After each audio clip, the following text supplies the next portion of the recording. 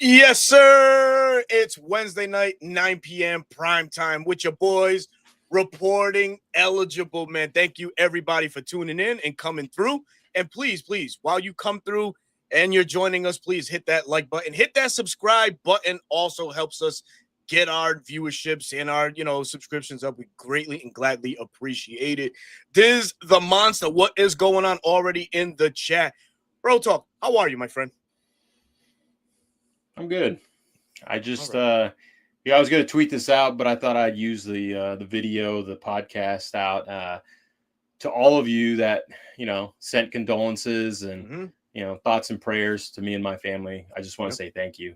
Kind of took us by surprise, but not really. My grandma was up there in age, but it's always tough losing a loved one. So thank you all for reaching out. I really appreciate it, man. Absolutely, man. Condolences, definitely, man. Just, appreciate you being here this evening. I know this is a little getaway of some sort, for the mental. Always a healthy thing, man. But we certainly do appreciate you. And again, so condolences to you and the family, man. Appreciate you guys.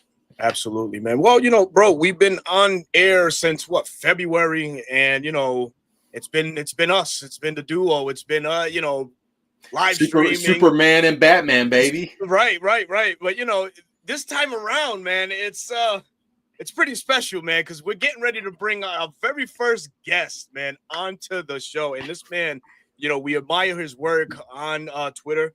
Stand-up cat, man. Boots on the ground this past week live in Falcons training camp. We're bringing you none other than our brother, man. Brice Lewis joins us on Reporting Eligible.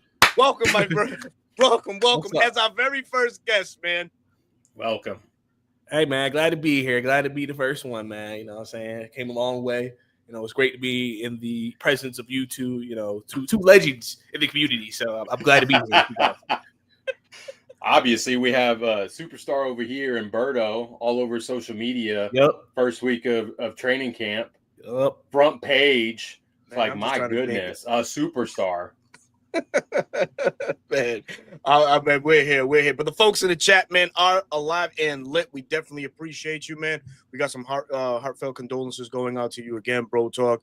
Knuckles MMA is in here. Jason Roberts as well. Jones Bones, what's up? We haven't even talked about the trenches yet. Right. And he's going off already, man. We got this in here. Pricey, what is going on, man? But yeah. We're gonna start it a little bit different. We're gonna go news around the NFL for starters.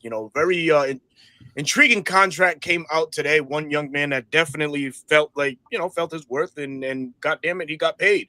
And that's James Cook from the Buffalo Bills. 4 years, $48 million, 12-year annual guaranteed contract, $30 million guaranteed overall. Excuse me.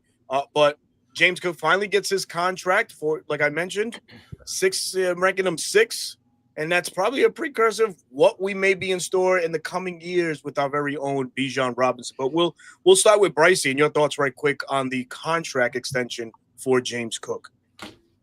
I think it was a good deal for him. I think he's really emerged last year for them, obviously taking on a bigger role with the team, and I think he's definitely played up to which people were kind of expecting. At Georgia, he was kind of a part of a multifaceted backfield of different guys, and in the start of Buffalo, it was kind of the same thing. But I think, like I said, you see the speed, you see what he could do, and you see what he became for this team last year. So I think it was a solid deal for him, and I think, like you said, is a precursor to what could potentially be with Bijan. Is take a couple of years ago, was it Saquon got a contract extension that was pretty big? So I mean, it'll give you kind of a range of where maybe you see Bijan's contract numbers potentially landing. Stop, nerds. What's going on, nerdy nerd? Gotta love it, man. Man, we got the best fans, man. We definitely appreciate them all. But Bro Talk, what your take on James Cook and his contract extension? Well, I agree with Brice that this is about his range, if we're being honest. Even though he's taking a more predominant role, I know he was looking for that $20 million a year, 21. That would beat Saquon. Saquon gets 20.6 right now.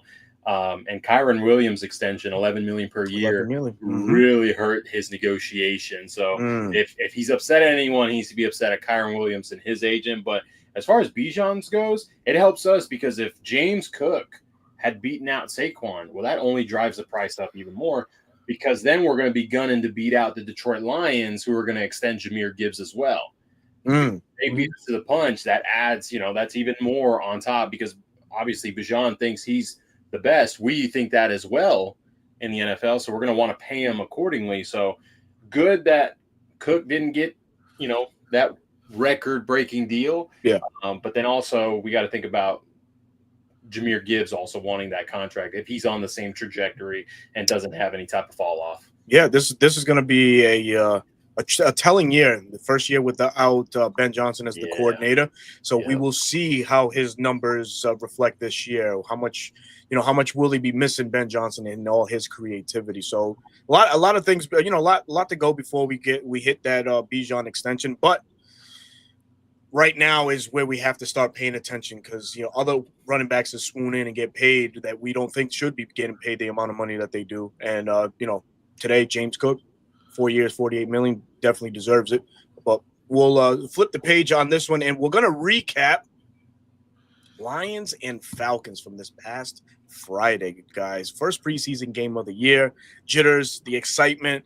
It was a lively crowd at the Benz, and I think what took the preseason or for us Falcon fans was this damn defense. Defense definitely came out to play right from the jump, man. Turnover, a rarity for this Falcons defense, spared by James Pierce Jr. because on that very first play, they had to account for him in the backfield, which, was, I think, Hendon Hooker who started for Detroit, flushed him in the pocket. Brandon Dorlus there for the strip sack. But your overall thought on Brice, we're going to start with you. How'd you feel about the Falcons' defensive performance in preseason game one? I thought it was good. I think it was very strong, like a lot of people did. I think, Jeff Ulbrich has established the type of defense he wants to have, and I think they kind of play like that. In the preseason, obviously, you're using a lot of your basic concepts that you run just because you're not trying to show anything. So really in preseason, it's just about intensity, energy, playing fast, things of that nature, and that's exactly the way that I think they played. I've said that, one of the things this defense has improved is they became more athletic. I think you were able to see that on the field. Having DeMarco Helms back's big. Obviously, he was a guy who had a good rookie year. People were kind of interested how would he do go into his second year, had an injury, had the game taken away from him for a little bit, but was able to get back out there. And he's excited to get out there and start hitting people again. And so I think overall, for the most part, like I said, you're going to have some blunders here and there. That's just part of it. But overall, I think defensively, I think it was a strong performance. You saw pass rush, turnovers. You saw flashes from some guys that were hoping to step up this year. And, especially for the Lions who try to really, establish themselves as a physical football team from 1 to 53. I think the Falcons did a good job kind of matching up with that and really responding in this game. And just, playing with energy and flying around, which I think is just a precursor to what we'll see when we get into the regular season when the main guys are playing. Very good breakdown. Bro Talk, what do you feel? Brice did a good job summing it up, and I want to take a moment to focus on the rookies and what we saw from them. I think Xavier Watts had a little bit of a quiet night, and I think he was overshadowed or overshined, whichever word it is, by DeMarco Helms, right? Absolutely. Because DeMarco made the splashes, the big hits. He was all over the field. I didn't necessarily think Watts had a bad game. I think he was just relatively quiet. Billy Bowman rotating in every other series. Him and D. Alford are going at it for the nickel position. I thought Billy Bowman did a great job, showed some tackling ability, right? That was a big question mark for him coming out of college, and his ability to just stick his nose in there and not be afraid, taking a tight end on a screen, splitting a double team on a toss play, and then getting in on the tackle. That was huge. And Jalen Walker and James Pierce Jr. Guys, I saw content creator, non-biased opinion said he wasn't moved by what he saw. Okay. And he's got a pretty large following. Okay. I completely disagreed with what he had to say, even though the numbers weren't there, right? Jalen Walker got himself a tackle. James Pierce Jr. had 2 quarterback pressures. Like, that's what you were looking for from a rookie. Like, a lot of people outside, and even Falcon fans, you have to temper your expectations for rookie edge rushers. It's very rare that you get a Nick Bosa, a Jared Verse. Even Jared Verse only had 4.5 sacks. 4.5 sacks. Micah Parsons the first year. So especially when it comes to like, people starting to freak out over Jalen Walker. And then, I put out a tweet saying, hey, maybe he should pick Micah Parsons' brain, similar build type, obviously not as athletic, but like, hey, what works for you, what doesn't, what do you see in these guys? And everyone kind of blew it out of proportion. Guys, Jalen Walker's playing edge full-time for the first time ever, right? He played it at UGA some, but then he played off-ball some. He was that tweener guy, but now the Falcons want him to play edge full-time. Where we're going to see the splashes is JPJ, which I think when you watched him, like analyzed him, what he was doing and how he was able to counter some of the offensive tackles and how they were blocking him, he was doing a phenomenal job. He was forklifting an arm, speed to power, cross chop, and like he was doing all sorts of stuff. And there was a play, the deep shot that Kyle Allen had, split second longer.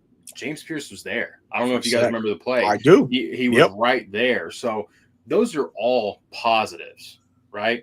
And then the defensive front, second-year guys, Brandon Dorless, Rook Ororo, those guys had a great game building off of that. I want to see it continue, right? We'll get into the joint practice, here in a little bit, but it seems that they're on that trajectory, especially with a Titans team that I've said is not going to be very good this year. Can they do the same thing and better this coming Friday? All valid points. Love it, man. Yeah. So even for James Pierce Jr., his energy was on the field, of course, and then we started seeing the Lions really started shifting the offensive alignments, really giving their right tackles some extra help, and that happened like right away. He started getting chipped, and like Bro Talk mentioned, if it wasn't for that, he was just a split second faster, man. He's in there for his first career sack, and for Jalen Walker, man, through the pre-draft process. Anybody that breaks down film, watches film extensively, knows how he was utilized at UGA. We all knew that he wasn't a full-time edge guy, but has the absolute potential to be that. He has untapped potential, of course. He has an uncanny athleticism. So a lot of people would say, oh, okay, this is a carbon copy of Micah Parsons. That'll come with time. Right? It's up to this coaching staff to really get him and put him in the best possible scenarios for him to succeed and win and build, just build his overall confidence, and everything else will come from there. Where we know we're going to get the splashes is like Bro Talk said, is JPJ. And that's okay. That's fine. That is absolutely fine. I will take a stout run defender right now that can possibly give me 5 to 6 sacks in Jalen Walker and allow JPJ to just eat 7 to 10 sacks and make an overall impact on this entire defense. We saw glimpses of it. We saw, how the interior guys were getting active. And sure, we have a new defensive line coach in Nate Ollie who's preaching, physicality, get the fuck off the ball, as it's stated on their wristbands, Brandon Dorless was saying. So there's a new attitude in this Falcons defensive line, and it's just correlating so well right now, so early. Sure, it's just the beginning of preseason, but if this carries, or when this carries into the regular season, dude, guys, we could very well just get pressure with our front four, or and hey, that's a win for this Falcons organization overall in the coaching staff, man. Yeah, you touch on Jalen Walker. A lot of people say he's built like an ox. He's strong like an ox. He showed it because when he had to set the edge and keep his spot, he was able to anchor that exterior leg and not get moved. And at one point, he was able to beat a tight end to his spot, take on the H-back, split those defenders, and then get in for the tackle. And that same play we talked about with JPJ, I didn't even notice until I was looking at the end zone view. Jalen Walker was splitting a double team, and he was getting there too. That's what forced Kyle Allen to step up because he felt it on both sides. And that's where Brandon Dorless was able to, or actually that's a different play, but the one right before the half where Brandon Dorless was able to punch the ball out. Oh, okay. Yeah. Run out the clock. Run out the clock. Yep. Completely different play, but he felt pressure on both sides, and Jalen Walker was splitting a double team.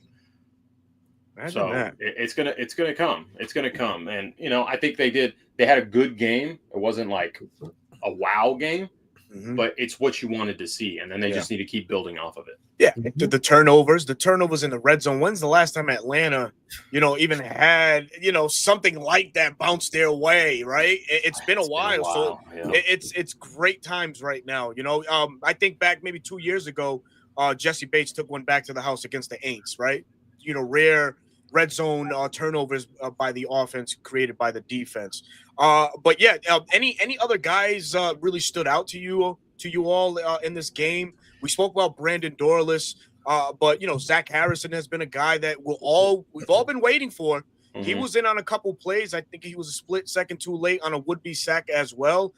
But just this attack style front just fits what we got going on, the players that we have to a T. These are all guys that can win 1v1, and it's great. But you guys just take real quick on who'd you see else step up to the plate on this defense? Go ahead, Brice. I feel like, you know what? Actually, I'll mention him. I'll mention Josh Woods. Yes, nice. He's a guy great game. Pretty much, I think a lot of people view him as just a backup linebacker, special teams guy. But he's had the opportunity to get more reps at that second team linebacker position with D'Angelo Malone at times. Oh man, I feel like he's played well. I mean, you can see the athleticism, very quick, very explosive guy.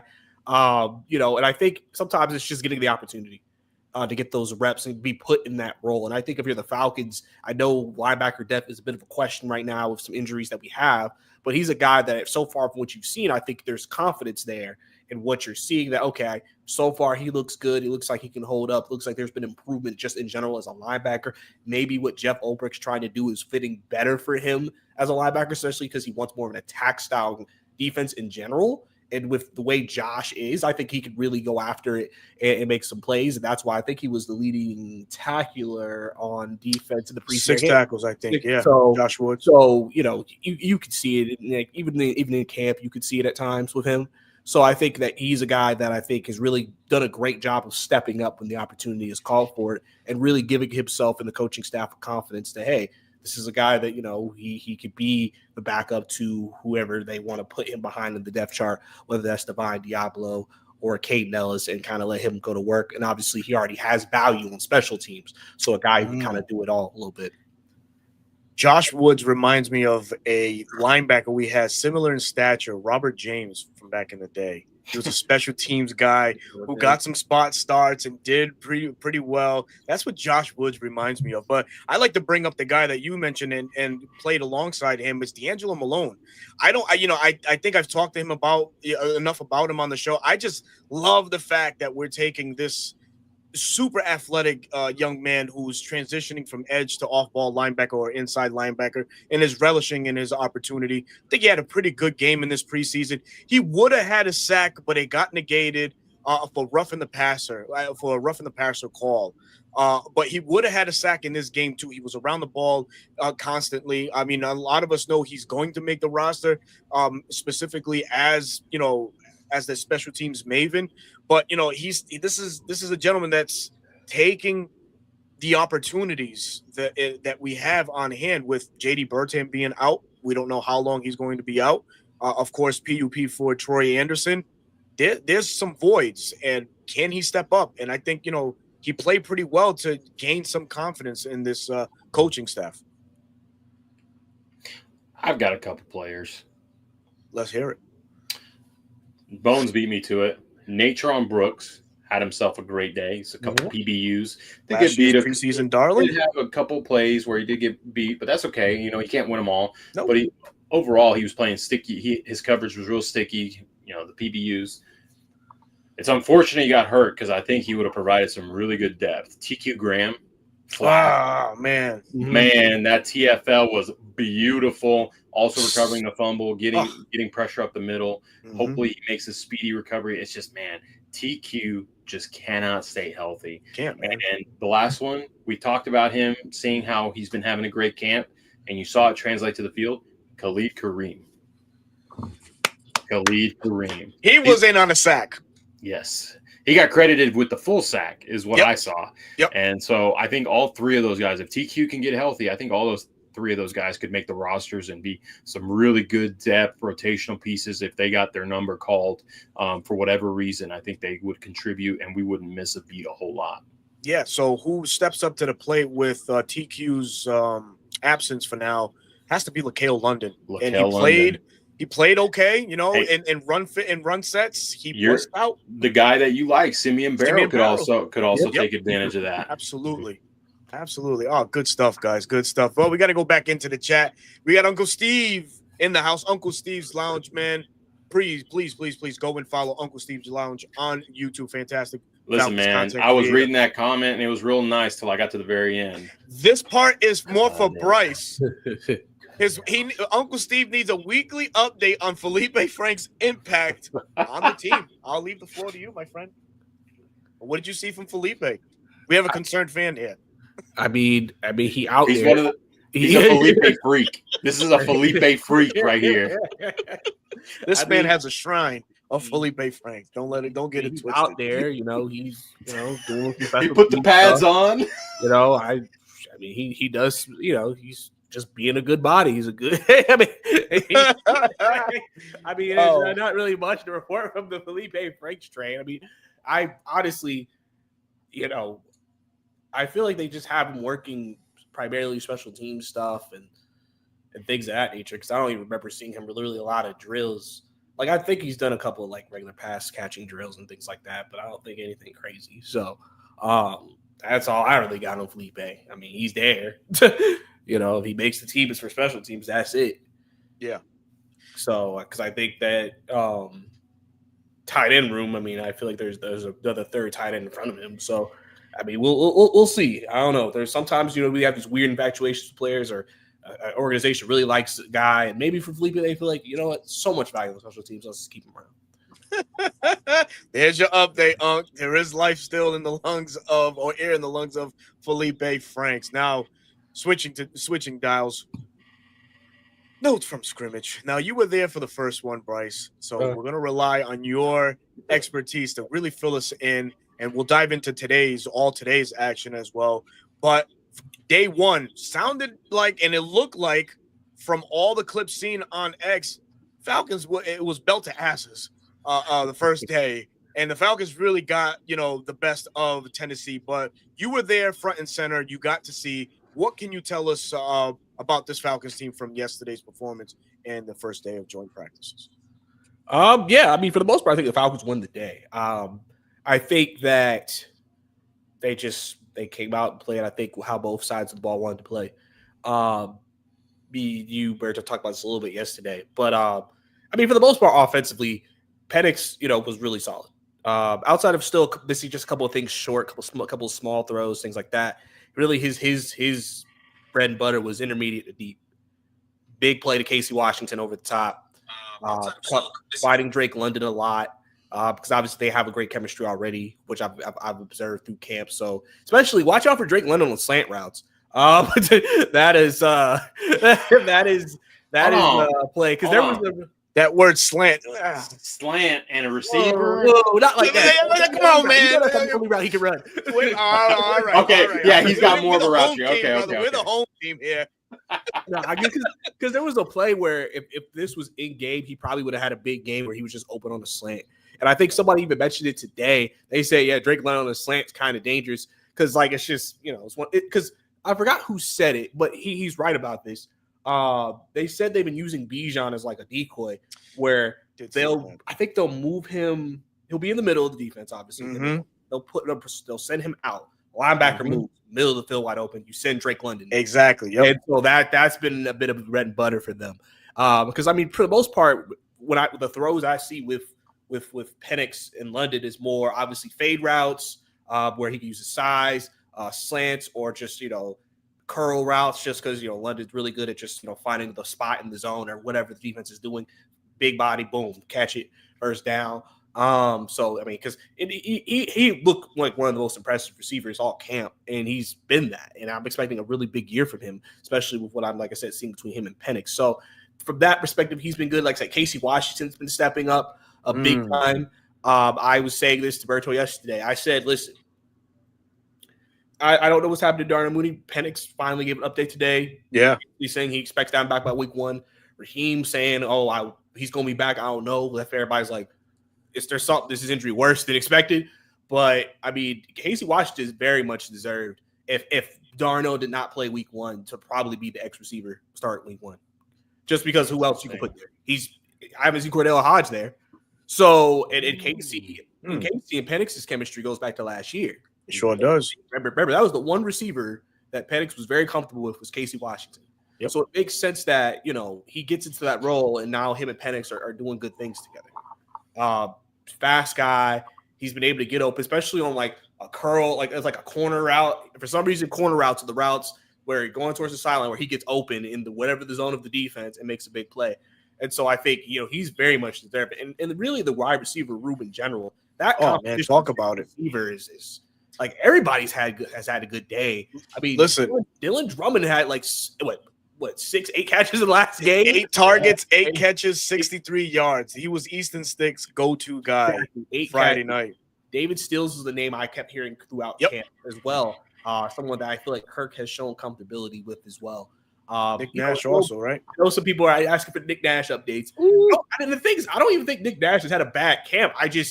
He just hasn't done anything like special or anything to make him stand out, but he hasn't been bad. He's been fine. Like, I see him in one-on-ones. He seems pretty good there. Like, he's fine. Like, he had 3 catches in the preseason game. Like, it's just one of those things where you just have so much competition. And then Chris Blair, he's been a camp legend. Legend for years. But I also feel like he gets better every year. I feel like this year he's gotten better. So like, there's a lot of competition where if you're the Falcons, you're like, listen, I feel good about the wide receiver depth a little bit, and even with the guys you're going to keep in the practice squad, because you're probably going to keep maybe two guys, maybe 3, depending on how many you want to keep.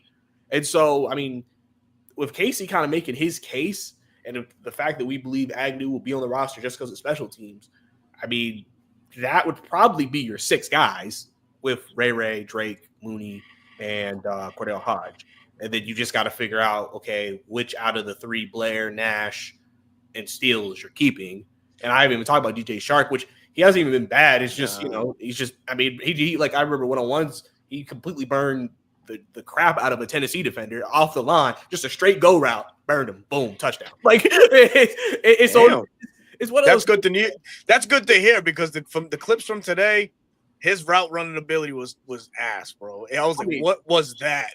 He was jammed up. He couldn't go nowhere. He's never really been a route runner guy. No, he's not. He's just a go guy, really. Yeah, go guy. So, from that, just offensively, this has been good. And obviously, Kyle Pitts was more active today than I think he was yesterday within the offense. But you saw that we heard about the one-handed, catch and just, him being effective in the red zone with him and Penix. So, offensively, really good. Defensively, they really caused a lot of issues for Cam.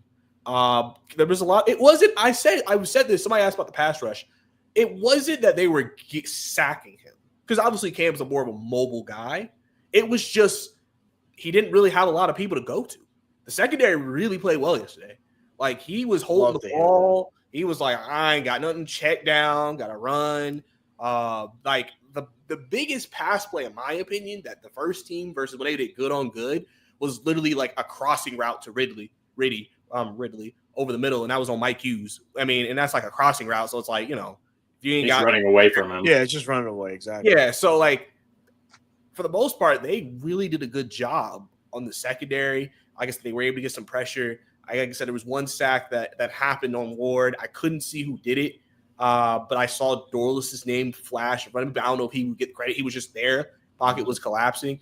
And overall, I think the defense was good. Obviously, they had a couple, 2 turnovers yesterday. I think Lamar Jackson punched the ball out on one play. And then I think, let's see, who was it? Mike Ford Jr. got a pick, which I don't know where Cam Wood was throwing at, but he got a pick, easy pick. And then there was we'll take those all day. Yeah, then AJ Terrell, I think, was defending Calvin, deflected it, popped up in the air, and Jesse Bates got the pick. So, I mean, across the board, I think defensively they had a good day too. And I think Jeff Ulbrich talked about it afterwards, is really just consistency and sustainability is the biggest thing he wants from his guys. It's just sustain. Because he said he felt like in the preseason game, came out with energy, kind of trailed off a little bit, but sustaining, because that's what you got to do to be a great team in the league, is you got to sustain that level. And so really, like I said, that first day they were good. Obviously, I was not shocked today. It was a little bit more even-ish, even though Tennessee people saying Titans didn't win. But, I think that you've definitely seen some good things that you want to see if you're if you're a Falcons fan from this team. And, people are going to try to nitpick and, oh, well, Terrell got beat by Calvin today and da-da-da-da. And I'm like, Calvin Ridley's not a bum. He's a good receiver in this league. Like, he can play. Right. Like, it's always weird when I hear that he gets beat once. Wow, AJ Terrell's a terrible corner. I'm like, sorry that, a good receiver won a one-on-one in camp. Dang. Yeah, it's a given, bro. It's going to happen. So, overall, man, really solid stuff, I think, from what we saw. And like I said, this was big for obviously guys like Penix and them because they're not going to really play in the preseason. So just getting live reps against another scheme, another team, and he was dealing with pressure from Jeffrey Simmons for Tennessee. So, seeing Penix like move around a little bit, but also did a good job, like I said, just finding guys and things of that nature. So really, really good stuff, I think, all around.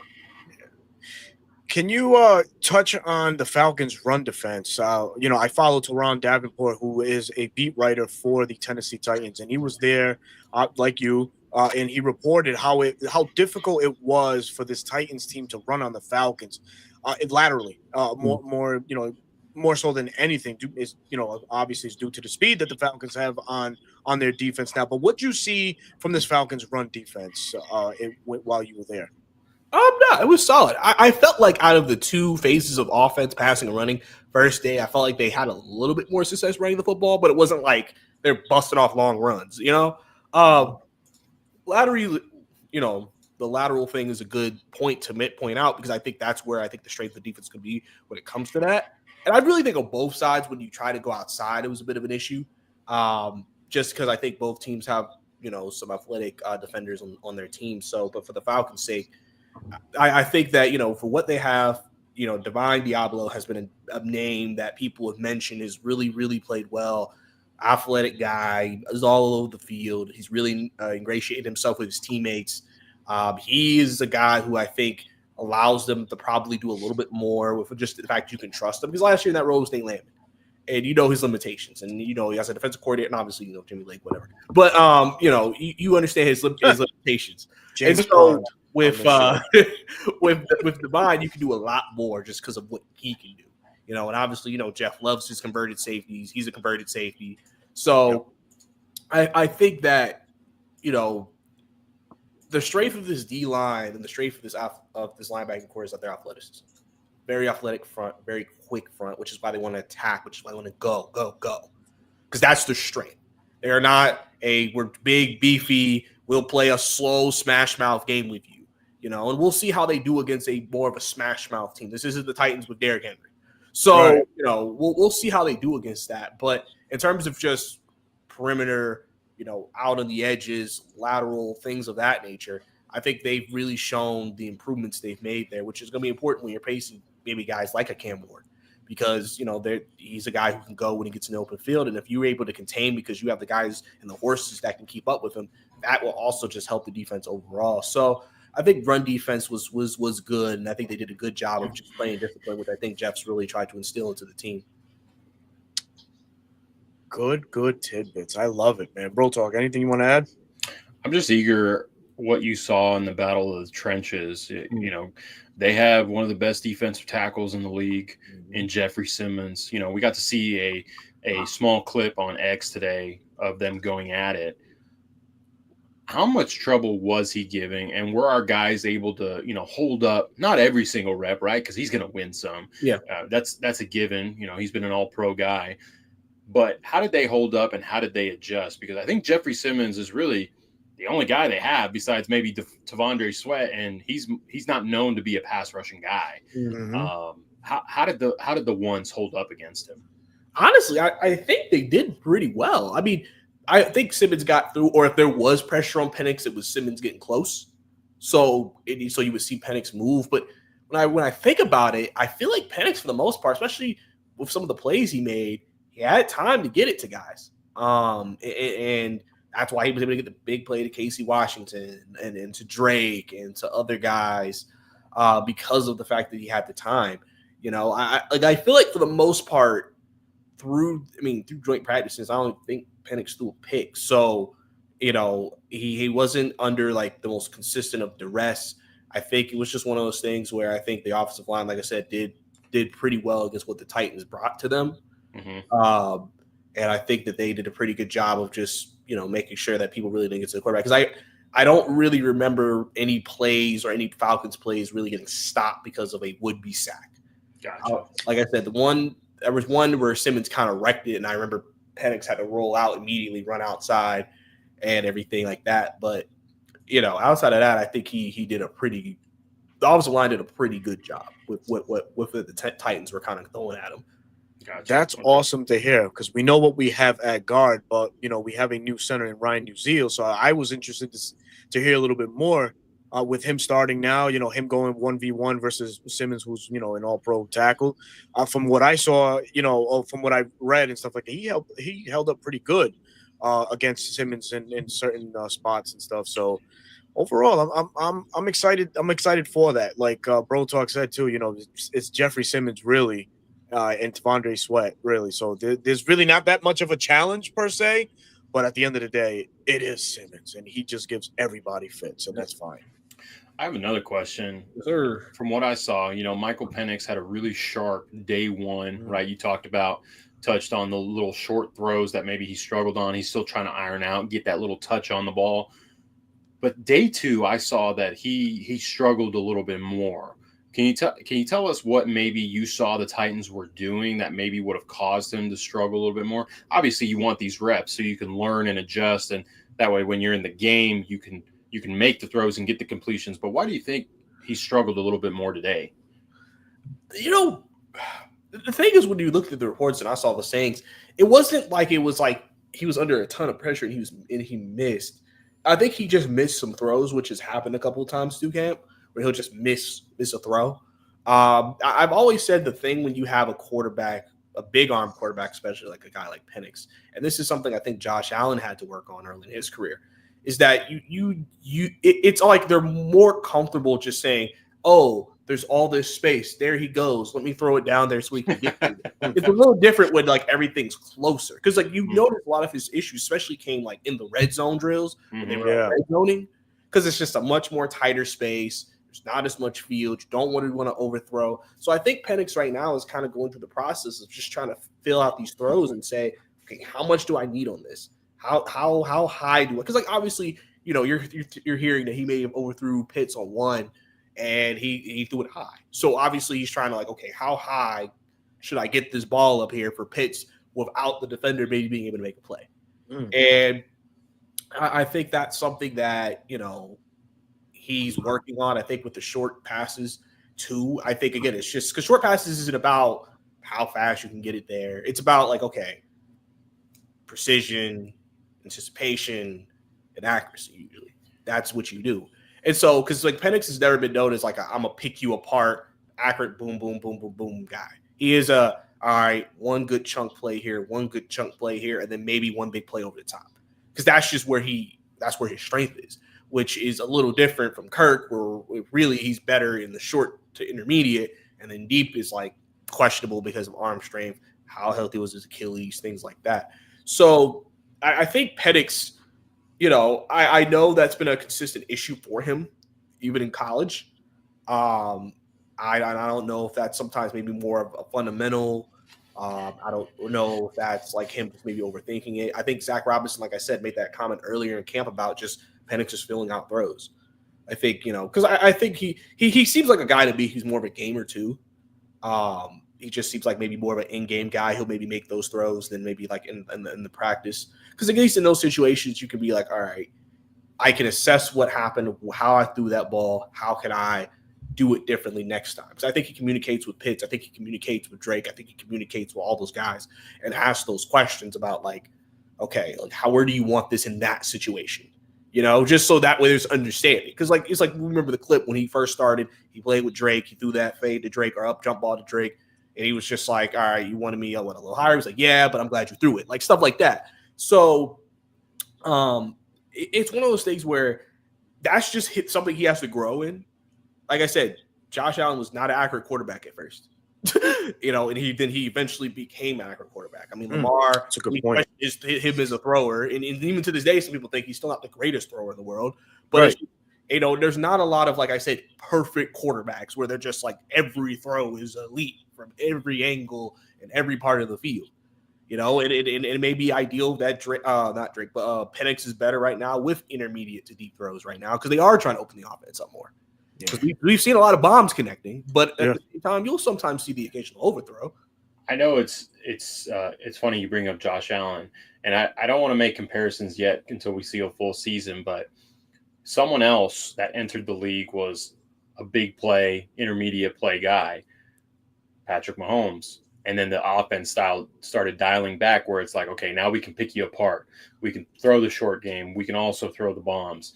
But then Josh Allen also talked about in an interview that I saw, he did change his mechanics because he trusted his arm so much like Penix does. I don't know, right? I don't see Penix's mechanics like up close to be able to say, yes, that's what he needs to do. But I do know that Josh Allen talked about how he wasn't disconnecting the ball from his hip, and that was resulting in inaccurate throws. He was just trying to throw it as hard as he could where he thought his receiver would be. So could that be something Penix has to do? Maybe. But I like the point that you said that Lamar early in his career, had some accuracy problems, but I think he's one of the more accurate quarterbacks now. Same thing with Josh Allen, Patrick Mahomes, like all these guys progress. And that's something as fans and the NFL media, they forget, right? These guys, even though Penix isn't at the youth that some of these other guys were when they entered the league, he's getting a little bit of later start. He's still I like to call this his rookie year because he's going to be starting week 1 for the first time in his career. Right. Yeah. And it'd be like you made a great point. This is his second year in the league. Like we know there's still growth. That's why there's excitement about Penix and that he can be the franchise because there's growth, there's development still there. There is a ceiling that people think he has that's higher than where he is right now. So if he's not there yet, then yeah, I'm going to expect there maybe not to be a part of parts of his game that are not the most buttoned up or are really great at this very second, but doesn't mean it can't be. I think Penix has to just go through the year. Falcons will evaluate. We have 3 quarterback coaches. they're working with him. They'll get it right. I'm not too worried. I mean, like I said, we'll go through the season where I'm sure it'll be a third down or something that he misses, and then it's like, oh my God, it's just it's just part of the game. But I'm not too worried because then he may miss that, then come back on the next play, and then boom, over the top. Darnell Mooney touchdown, Bob. And then we're like, oh, okay. Because honestly, it's like, hey, we're making big plays. You can maybe avoid. Okay, we can miss that 1 5-yard out. Because really, like I said, for the most part, he overthrows guys. He's not underthrowing guys. He's overthrowing. He's overthrowing. Okay. So it sounds like it's just him getting the ball down more and getting it more on the level and on the line for all the receivers. Continuing the Penix talk. Now, I'll pose a question to both of you gentlemen. If the red zone woes continue, will the Falcons staff ask him to use his legs more than he's accustomed to using? He is a viable threat down anywhere between the 10 to 5. Will we see that in this coming year? Is that something that Falcons might throw in as a new wrinkle, a quarterback keeper, and allow him to just run it right in? I think he had 1 rush touchdown last year versus the Panthers, if I'm not mistaken. Is that something that may come to life if these struggles do indeed start happening more frequent than not? Go ahead, Brice. What do you think? I mean, I think in general, Penix said he's going to use his legs more last year. There was a play in training camp, I remember. He was under pressure, red zone, got out of the pocket, ran to probably the left, then found Ray McLeod in the end zone, well open across the middle. I think that's pretty much how he's going to do it, more like in a Russell Wilson type of sense, with the ability to take off if there's plenty of green grass. I think the thing about Penix is he's just going to be really smart about it. I know red zone's been a big thing for people because like we have Bijan, we have Algier, like we have Drake, we have Kyle. Why are we struggling so much? And I think that's just honestly just getting down, right now, especially if they're trying to open up the offense, just what works for everybody. Because I think when you go into the season, you still have those. You kind of go through all these plays. I feel like you have all these plays you run at the beginning of the year, first month of the season. And then as the season goes on, you kind of really kind of start to, nail in, okay, these are the plays that usually work. These are the plays that don't work. And I think right now you're just kind of trying to see what works for everybody. But I think Penix definitely using his legs could be effective. I think just at the same time, it's just like don't run recklessly. Yeah. But if you have a wide open lane, pocket collapsing, and then you see a big gaping hole, like, yeah, go ahead. Boom, take it. It's one of those things. So I think that Penix's legs are going to be key for what they want to do. But at the same time, just being smart when he does do it. And I think really him just creating more time will be best for the receivers that we have. Because I believe, you give Drake 3-4 more seconds, give Pitts 3-4 more seconds, potentially, they could get open. It's because it's not easy guarding those guys. It's just a matter of because if you think about the guys we've had, Mariota was kind of a run first kind of guy. Brother. Was kind of like not run first, but he was like a run. He was running. We gotta go back to the Des Bridder season. He ran primarily, design, things like that. Kirk, we know that wasn't his game. So for me, I think, we'll see them really open it up, I think. And I think Penix will definitely do some things where he's like, all right, let me maybe take something on my shoulders and, see if I can make a play here. Solid. I think I agree with Brice. He's going to be smart about it. He's more so going to be looking to create time and sit behind the line of scrimmage and see who bites at him. Like, oh, he's going to run, and then they abandon their man, and then Penix can just float it over them, and then boom, big chunk yards plays. My thing is, in the red zone, I'm more so going to be looking at Zach Robinson. What are you calling? What are we calling in the run game? Because, I get the point. Like, we have Bijan, we have Tyler. Yeah, what's the screen game look like? How is the screen game being utilized, right? I know offensive coordinators have scripts that they want to follow based off who they're playing, but it's like, okay, I have this screen called on this play, but it's not really situational, right? Like, how is Zach Robinson going to grow there? Because, Brice mentioned it, in the red zone, it's limited space. Everything's more condensed. The windows are smaller. So then how effective is your run game going to be, right? We're known as this outside zone, wide zone team. That's all we're going to primarily run.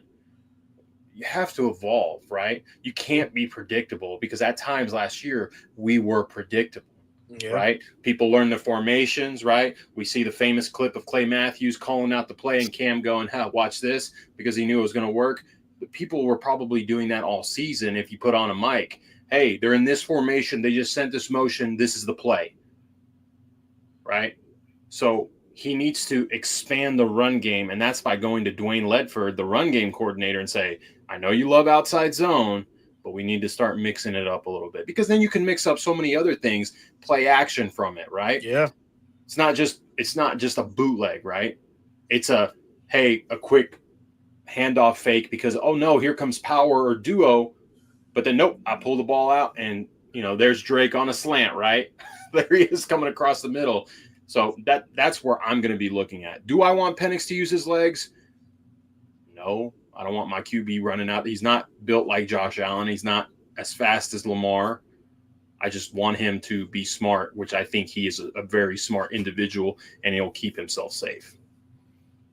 Very solid, man. We had some feistiness going on today in Falcons camp, and Kerry's here saying what's going on. Kerry says, hey, Berto Bro, talking Brice. Hope y'all are doing well. My QB is built different. 813 Florida boy, for real. I love it. I'm from Tampa. On business. I'm from Tampa. Brice, were you in the media room when he said that? No, that was today, so I wasn't. I heard a bunch of chuckles when he said that. How do you receive it? Like, because like culturally, people understand when he said that, like, I'm from Tampa, like essentially, like, that's not how we roll where I'm from. But there were some chuckles in the room. Like, what can you maybe elaborate and maybe give some explanation? Why would people chuckle at when he said that? Well, I think when you talk about fights in practice, I think when you watch it, you get a kick out of them. Like, yeah, we got to fight. Yeah, they hooking. So like that's just a continuation of that conversation. Oh, okay. It's like, oh yeah, I'm from Tampa. Like, yeah. Oh, okay, gotcha. Yeah, Okay, like that makes It's sense. like, okay, yeah, I gotcha. It's just a continuation. Like a fight. Like if you think about most media sessions when you talk about fights, nobody's like, so what happened to that fight? Oh, okay, yeah. I gotcha. Okay, yeah. Most people are like, hey, you was hooking. What happened there? So that's kind of how. A lot of stuff from. Oh, go ahead. I'm sorry. Well, do you know, like, from the people that you've talked with, like, I know Penix said that words were exchanged, and Penix is a very keep to himself guy, and he finally said something. Do you, by chance, have any insight on who may have said something that got Penix to say something back, or are you unsure like the rest of us? I'm unsure. I don't know. I would assume for the most part it was probably some D linemen. Because the people who came to Penix or who got into the fight really first was McGarry and Bergeron. So I'm thinking is gonna be D lineman probably talk us back when they getting close to him and things of that nature. What? What does this guy know? So what I saw and what I heard was that Penix did make a comment about a certain individual's female friend, and that's what got things going. I don't know how true that is, man.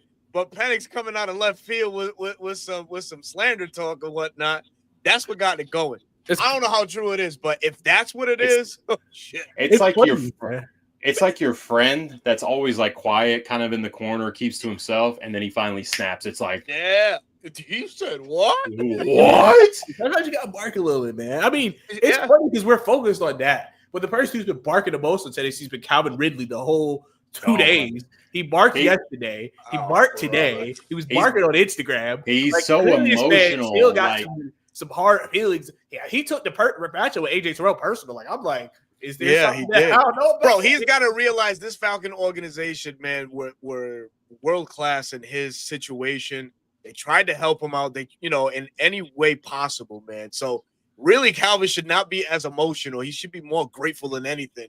Coming back home to Atlanta, the team that gave you the opportunity. Here we go. I know what is true. And Alberto got that big time money. Let me hold a few dollars, bro. I got you, bro. Shout out one time for the fan, man. Shout out one time for the fan on every Sunday and Friday. Make sure you tune into their fire content on all Falcons related news and sports. And we also have Atlanta Falcon Fandemic. E-Man, what's going on? I got you tomorrow, bro. And definitely, man, another great Falcon content creator as well. He says, we want guys to get chippy, but it needs to be controlled chippy. I do agree. The media will blow this up, but at the same time, we want opposing teams to be like, oh, no, here comes Atlanta. And we talked about this, bro, weeks ago. The Falcons at one point were known as one of the softest teams in the NFL. And this is in sight of what happened with Matt Ryan in that Aints game and where nobody came to his rescue. Bro, I was so pissed. I was fucking beside myself when that like happened. that whole sideline should have been on that player. Absolutely, man. And what we saw today, Drake London was in on the action. James Pierce Jr. was in on the action. You mentioned it. The offensive linemen obviously were right there. And Bergeron had some interesting tweets about Michael Penix, just kind of validating that his QB1 is a dog, bro. He's got it in him. So I love to see that. I love to hear that. I love to hear it, man. But I agree with Fandemic there. It has to be controlled chippiness. You don't ever want things going, out of the boundaries or the confine of practice. I was going to touch on the Ridley thing. It's like, I think we all, like, still to this day, like, if he was still here, we would love for him to be here.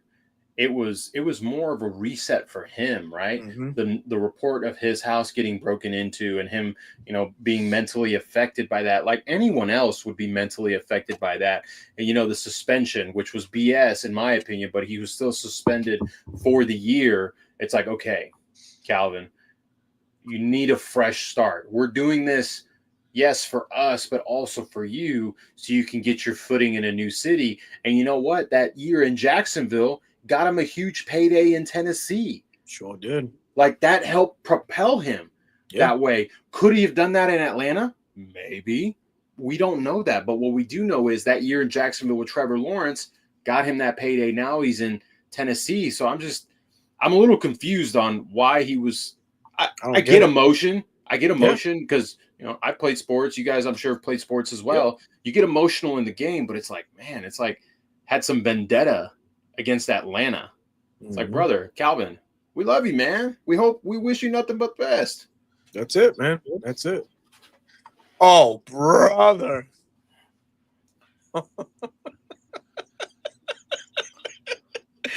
I know exactly who this person is. And again, I appreciate you coming through the platform and supporting.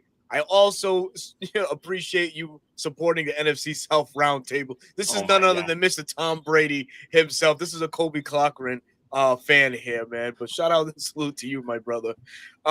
So we don't have too much time left. We're on coming up on that 1 hour mark. Let's preview right quick the Titans game from Friday night. Some things that we're looking for this Atlanta Falcons ball club to build on from their game against the Lions, whether that be something on offense or defense. What say you, Bryce? We'll start with you. Just for it's just the defensive side of the ball. Just keep it. Can you come back out with the same energy, same intensity? I don't know if they're going to play Ardo Ebiketie this week.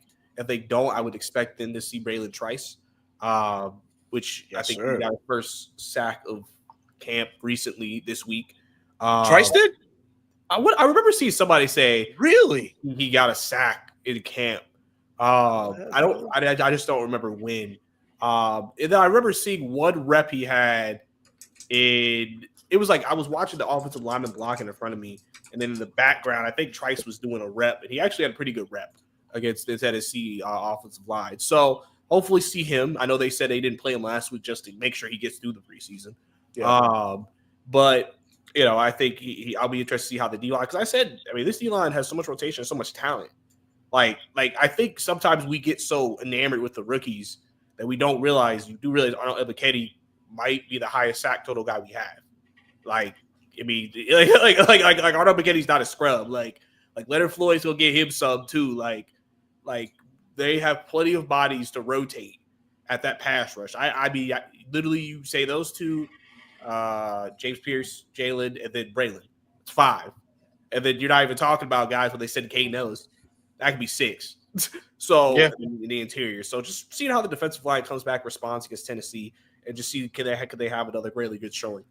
Do you know if Tennessee is going to play their offensive line, like J.C. Latham, Skoronski, Cushenberry, those guys? I don't know. I think last week they did. Because Cam, I would think you wouldn't want to play your 2s with your starting quarterback. Right. So I think they will. They seem like they will, but I don't have any official confirmation from what I've seen yet that they are. Gotcha. I'm trying to look it up now to see if there is anything coming up. I would love it because, especially with the opportunity for the rookies, if AK doesn't play, we already know Leonard Floyd's not going to play. That means a lot of JPJ and Jalen Walker in the first half, hopefully a full first half for them. And then, some Braylon Trice sprinkled in there, Khalid Kareem, all those guys. The offensive line is probably going to be one of the better parts of Tennessee this year. So from what I've seen, this is just looking at Tennessee. They said, because apparently there's a lot of hype behind the offensive line. And beat writers have had to be like, hey, chill out. Like, they're going to be better. For real. Like, because they're going to be better than what they were last year, but they're not going to be like elite. Like, let's calm down. Right.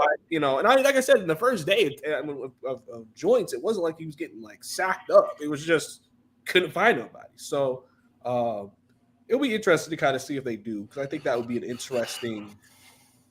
I can see why they might get a little hype. They signed what's his name? They drafted him, right? They drafted him, Kevin Zeitler.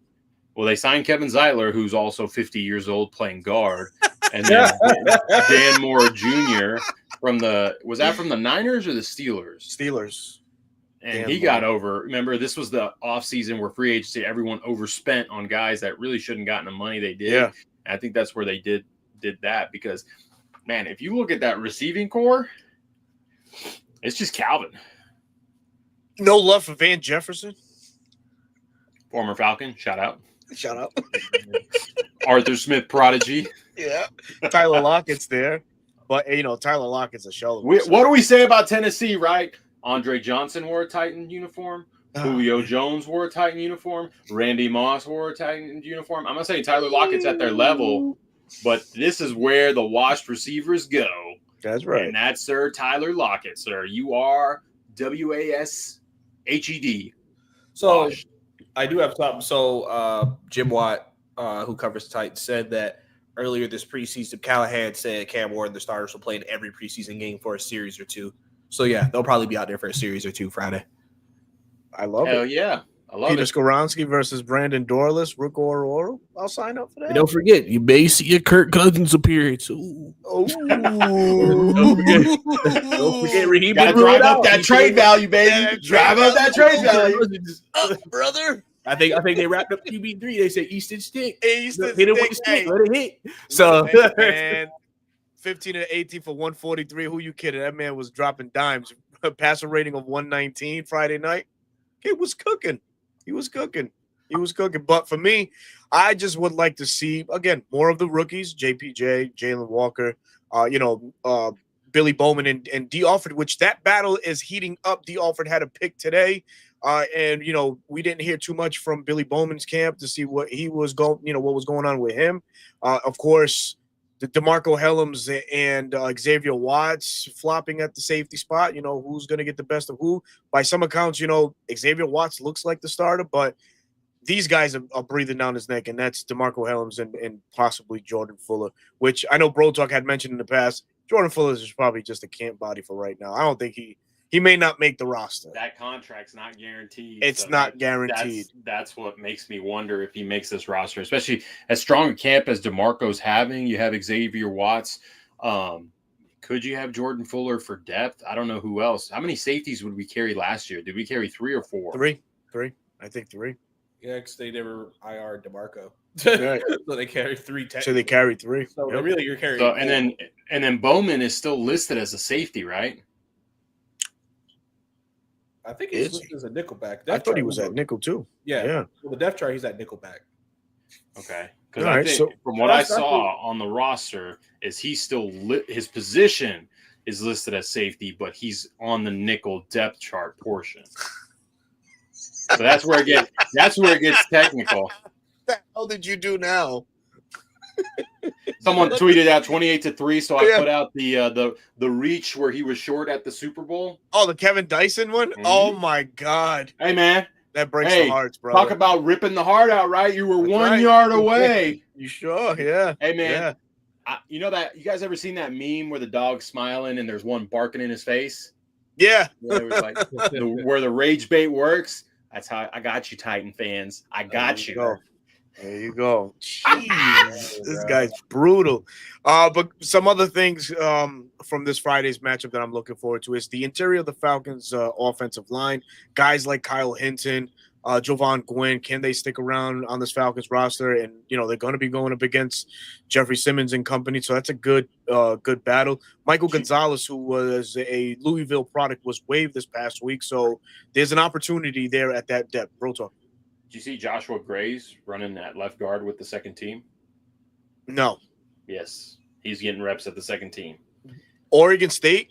Oregon State, Joshua Gray was getting reps at the second team as the left guard. As left guard, interesting. Now that's a versatile piece for offensive Yeah, line. he can play all from 5. tackle. Yeah, Yep. any position on the offensive I line. like that. So that's what I'm going to definitely be looking out for. And of course, as Brice mentioned at the beginning of the show, the wide receivers. Who's going to step up some more?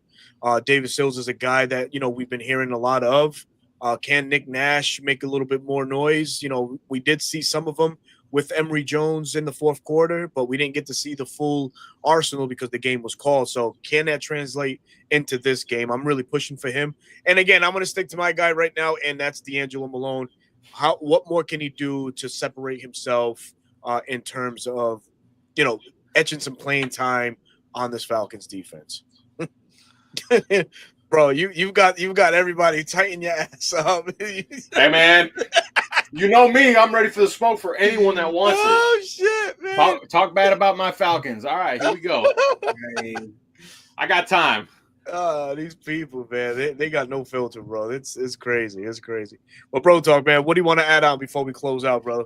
Nah, man. I just want to thank Brice for taking time out of his day, giving us some insight into Falcons joint practice. This was really fun, really insightful, and thank you. Yeah, man. Appreciate you guys inviting me on, man. Really happy. Absolutely. Our very first guest, man. very first. Jeez. Hopefully, I lived up to expectations. Oh, yeah. I think I hope I did good. You know what I'm saying? Just I know when you're in the presence of two legends, you really just want to make sure. Bro, man, I'm just trying to fake it till I fitting make the status quo needed to be here. I'm labeled many things in this content creating world, man. I'm just a humble guy that just loves to be in the space. But since you're in such a giving mood, man, give us the socials. Where can folks find you? Where can they tap into Brice Lewis and his wizardry when it comes to content? Yes. Thanks. Bricey2K is my @ for everything on social media. You can follow me on Twitter with that. Also YouTube, Bricey2K, _2K. Host of the Believe in Hawks podcast that's now presented by FanDuel. So hopefully I can start making me helping people. They made a partnership with FanDuel. So, obviously I may have to start having some props and bets and helping, lead to some gambling addictions. So we'll see. But no pun intended to Calvin Ridley, but I'm crying. But yeah, so you can catch me on the YouTube, also available on any podcast platform, and then all my Falcons content is also on my YouTube as well. If you guys want to catch up, see what I'm talking about, for sure. And you'll probably see Bro Talk on there again in the future. Hoping to get Berto on there in the future as well. Yeah, absolutely. So we'll keep it going as the Falcons season gets going and keep the content coming out, man. Just trying to produce content and keep building the community. Gotcha. Bro Talk. You guys already know, Dirty Bird Central. We are back in all 22 season, weekly videos. Kind of feel out what topics to talk about and who to highlight. Last week was the defensive front. We'll see who pops on the screen this week in game 2 of the preseason. So Dirty Bird Central, long form content and short form content, as well as TikTok, Instagram, if you're into Instagram reels. If you are, just go to TikTok. Come on, go to TikTok. Instagram's a dying breed. And then I am still at BK Squared on Twitter because why, Berto? Drag my feet. Lento. That's oh man, that's what's up, man. And of course, man, if you don't know, man, I'm your boy Berto, host of the 95 North Falcons talk show on YouTube. You can also catch me Monday through Thursday on Bleacher Report, dropping short form content for Bleacher Report, as I am their official Falcons content creator. And you can also find me Friday night, post-game reaction to Titans Falcons, breaking down the game and its analysis and giving you my insightful thoughts on what went good, what went bad for the Falcons. And also, I'll be in the same role from week 1 until the end on Bleacher Report as well. And if you're not tired of seeing me, you can see me Tuesday nights. Tuesday nights, brother. 8 p.m. NFC South Roundtable. Myself and the other ones, the other guys, are talking shit on air and just trying to have a great time doing that at the same time. But yes, NFC South Roundtable, you can catch me on there as well, man. But for Bricey, for Bro Talk, I'm your boy Berto. We appreciate everybody that came through in the chat, all 434 views that are joining us. Please hit that subscribe button to all of our panels if you could, please. And until then, we'll see you next Wednesday live at 9 p.m. Until then, peace. Yay.